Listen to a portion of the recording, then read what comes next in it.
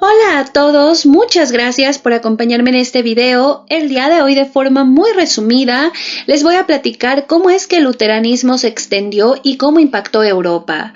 El luteranismo es básicamente una de las principales ramas del cristianismo que cree y sigue todas las enseñanzas provenientes de la Biblia. Esta es considerada la palabra de Dios y también llevan a cabo servicios religiosos, tienen altares, pero no reconocen al Papa como autoridad ni se rigen a través del Vaticano. Descartan además que los santos y la Virgen sean intermediarios ante Dios. Ahora, para entender cómo surge el movimiento y cómo impacta en Europa, es importante entender un poco del contexto que se vivía en esa época. Durante cientos de años, la vida se había regido por la religión.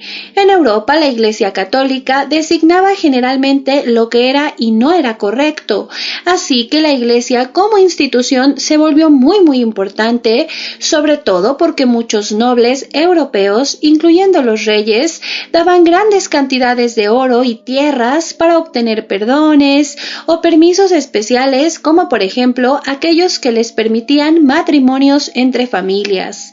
De esa forma, la Iglesia Católica comenzó a poseer un poder mundano sustancial, como tierras, bienes y autoridad fiscal. Esto provocó que muchos hombres buscaran cargos religiosos únicamente para tener acceso al poder y la riqueza. Entre más alto era el cargo eclesiástico, más poder brindaba. La Iglesia Católica pronto dejó de ser una institución únicamente religiosa para entrelazarse también con la política. Tenían su propio ejército, peleaban territorios y, como cualquier otro estado, no estaban absueltos de la corrupción. Desde el siglo IX hubieron algunos papas, como por ejemplo Juan XII o Alejandro VI, que fueron muy controversiales por tener amantes, hijos, por supuestamente mandar asesinar personas y hacer otras prácticas que escandalizaron y mancharon la reputación del papado. Además, en el siglo XIV se creó la llamada Cisma de Occidente, que fue una división en la cual varios obispos se pelearon el poder.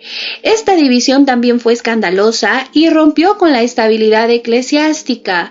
Aunque para el año 1417 las cosas se habían controlado y el orden restituido, toda esa situación ya había provocado que muchas personas cuestionaran las prácticas y la propia institución, abriéndole así la puerta a movimientos religiosos como el luteranismo. Este inició la llamada Reforma Protestante, que inicialmente lo que buscaba era reformar la Iglesia Católica para eliminar las malas prácticas. Sin embargo, al final terminó impactando la vida en muchos aspectos. Ahora, el luteranismo como tal se originó a principios del siglo XVI por Martín Lutero. Él era un profesor bíblico de la Universidad de Wittenberg, ubicada en lo que actualmente es Alemania. Él durante varios años, a través de sus estudios bíblicos, llegó a la conclusión de que la Iglesia Católica era corrupta en sus formas y había perdido de vista lo que él consideraba las verdades centrales del cristianismo. Poco a poco comenzó a protestar contra algunas de las prácticas de la Iglesia Católica porque le daban a la gente la impresión de que debías contribuir para tu salvación.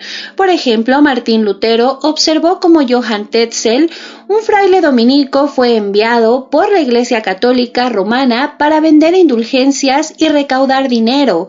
De esa forma ellos querían reconstruir la Basílica de San Pedro. Esta fue una de las muchas prácticas que llevaron a Martín Lutero a publicar una lista de 95 puntos de desacuerdo con la Iglesia Católica romana. Aparentemente lo colocó en las puertas de la Catedral de Wittenberg el 31 de octubre del año 1517. Estos puntos rápidamente se tradujeron del latín al alemán y se comenzaron a imprimir tantas copias que en menos de un mes ese escrito se había extendido por lo que actualmente es Alemania y sus alrededores, para de ahí extenderse por toda Europa. Pronto hubieron muchos seguidores de Martín Lutero y sus ideas, que iban desde la población común hasta nobles, muchos de ellos descontentos con la Iglesia. Para mediados del año 1518, el Papa León X respondió a estas actividades solicitando la presencia de Lutero en Roma. Lutero para entonces se había vuelto una especie de celebridad, odiado por muchos pero apoyado por otros, incluido Federico III, elector de Sajonia, quien lo protegió en diferentes momentos. Finalmente, luego de no llegar a ningún acuerdo con las autoridades eclesiásticas, Martín Lutero fue excomulgado por el Papa León X en el año 1521. A partir de ese momento enfrentó un juicio y persecuciones que libró gracias a nobles como Federico III. Durante los siguientes años continuó con escritos muy polémicos que fueron exitosos y que pronto atrajeron más seguidores. Irónicamente, el término luterano para designar a sus seguidores fue un término creado por sus adversarios en el año 1519. En el año 1529 se llevó a cabo la llamada Dieta de Speyer. Esta era básicamente una asamblea política y legislativa del Sacro Imperio Romano Germánico, en donde algunos gobernantes alemanes que habían simpatizado con los ideales de Lutero se unieron y protestaron contra los simpatizantes católicos, quienes habían logrado revertir un decreto y declarar a Martín Lutero un hereje. Por esta protesta, a los seguidores de Lutero también se les comenzó a llamar protestantes, que con los años se dividieron en diferentes grupos. Para el año 1520, varios principados y ciudades del Sacro Imperio Romano Germánico adoptaron el luteranismo, lo cual trajo consecuencias muy serias, y es que aunque no era el objetivo inicial de la reforma, esta terminó abriendo una brecha demasiado profunda entre la Iglesia y el Estado. En algunos casos, el Estado tardó en reajustar sus leyes y las actividades que habían sido generalmente reguladas por la Iglesia Católica quedaron sin regularse. Como resultado, por unos años, la prostitución, el concubinato, el juego, la embriaguez, entre otras actividades, alcanzaron niveles alarmantes. Por ello, el crimen se disparó, además de que las organizaciones benéficas, como hospitales u otras instituciones, cayeron en un caos masivo. La crisis se agravó con la Guerra de los Campesinos, que se libró en ese territorio entre los años 1524 y 1526. En respuesta, desde finales de la década de 1520, los teólogos luteranos plasmaron sus doctrinas, prestando mucha más atención a sus implicaciones legales, políticas y sociales. El proceso fue muy largo, pero eficiente, y para el año 1570, todas las tierras luteranas importantes tenían nuevas leyes estatales. Estas leyes contemplaban muchos aspectos, como por ejemplo el pago del diezmo, la brujería, los juramentos falsos, entre muchas otras. Entre las ordenanzas también se estableció la educación para que las personas pudieran adquirir suficiente alfabetización para leer la Biblia y funcionar en la sociedad. Estos cambios se extenderían en los territorios escandinavos durante las siguientes décadas, y es que, influenciado por la reforma luterana, el rey Gustavo Vasa de Suecia renunció a Roma en el año 1527. Años después, Suecia estableció una iglesia estatal luterana. Hay que decir que Gustavo no tenía motivos exclusivamente religiosos. De hecho, él nunca fue descrito como un rey piadoso.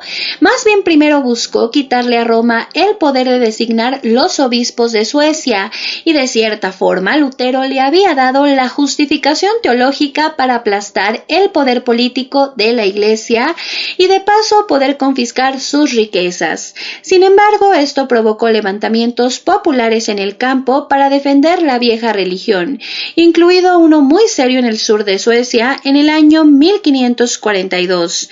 Pero a pesar de ello, el país fue declarado reino evangélico en el año 1544, aunque a la muerte de Gustavo en el año 1560 todavía quedaban cuestiones doctrinales que sus hijos tendrían que afrontar.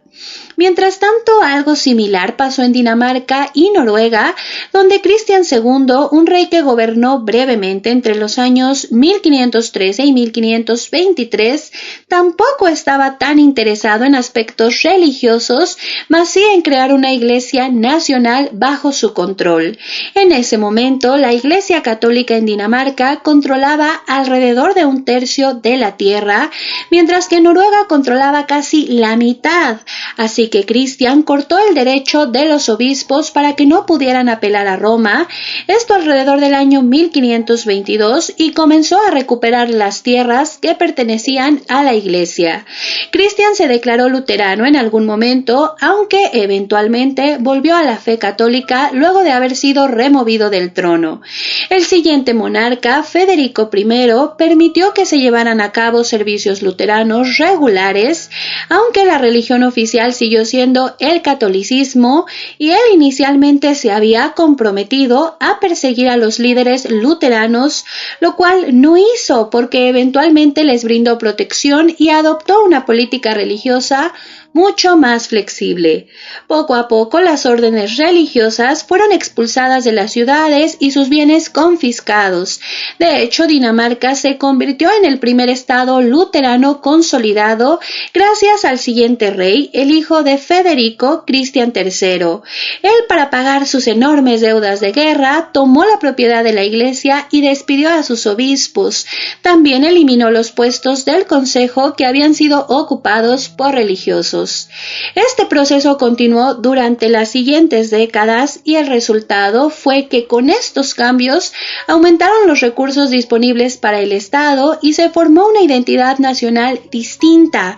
Finlandia e Islandia siguieron este camino durante todo el siglo XVI. Casi al mismo tiempo, el luteranismo también se extendió a Estonia y Letonia. Pero en países donde el catolicismo era la religión de Estado, el luteranismo era oficialmente ilegal y los castigos a los líderes podían ser extremos, como en el caso de Francia, donde el rey Enrique II llegó a quemarlos en hogueras. Un caso muy especial fue el de Inglaterra, donde al principio también se declaró a los luteranos como herejes, pero después se unieron a la Reforma. Esto cuando el rey Enrique VIII, buscando un heredero varón que aparentemente su esposa Catalina de Aragón no había podido brindarle, buscó una anulación de su matrimonio para casarse nuevamente.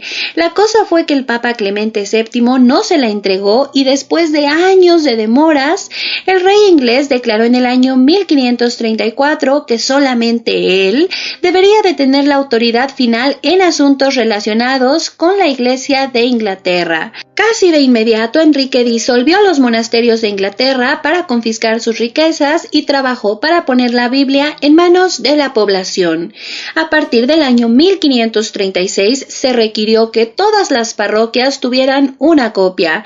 Se inició así todo un proceso a través del cual aquellos ciudadanos ingleses que no lo reconocieran como la cabeza de la Iglesia en Inglaterra y desconocieran al Papa serían arrestados y castigados, incluso ejecutados, como el escritor y político Tomás Moro, quien, por más increíble que parezca, había sido consejero y amigo del rey Enrique VIII. Esto no ayudó en su causa porque cuando se negó a reconocerlo como cabeza de la Iglesia, fue declarado culpable de alta traición y ejecutado en el año 1535.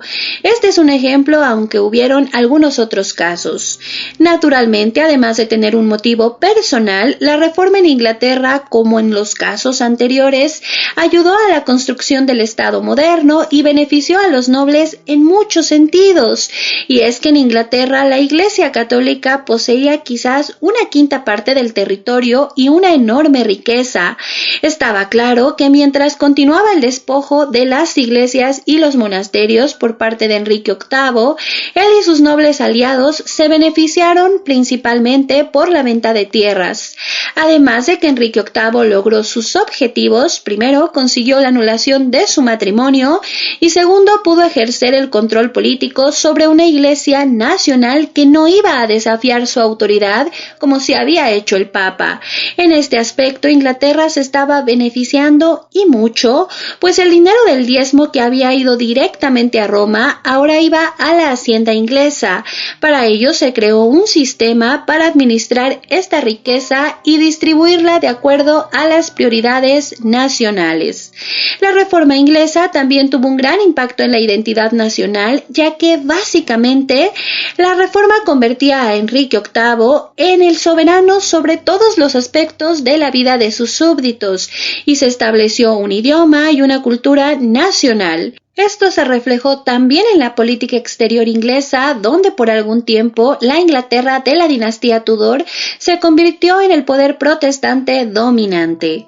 Después de la muerte de Enrique VIII, Inglaterra tenía su propia iglesia, que era la anglicana. Sin embargo, la hija mayor de Enrique VIII, María Tudor, intentó revertir la reforma para restablecer el catolicismo, señalando y castigando a los protestantes como herejes, lo que le ganó el apodo de la sanguinaria. Sin embargo, cuando murió en el año 1558, su media hermana, Isabel I, selló a Inglaterra como nación protestante.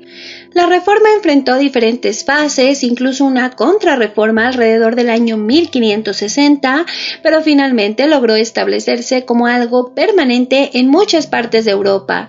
Como resultado, dejó nuevas libertades religiosas y políticas, especialmente en el norte de Europa, las cuales sin embargo tuvieron un alto costo, con décadas de rebeliones, guerras y persecuciones sangrientas. Solo la Guerra de los 30 años pudo haberle costado a Alemania el 40% de su población. En otros aspectos trajo un florecimiento cultural, por ejemplo, la música de la iglesia luterana e incluso el capitalismo, pues surgieron muchos comerciantes calvinistas holandeses.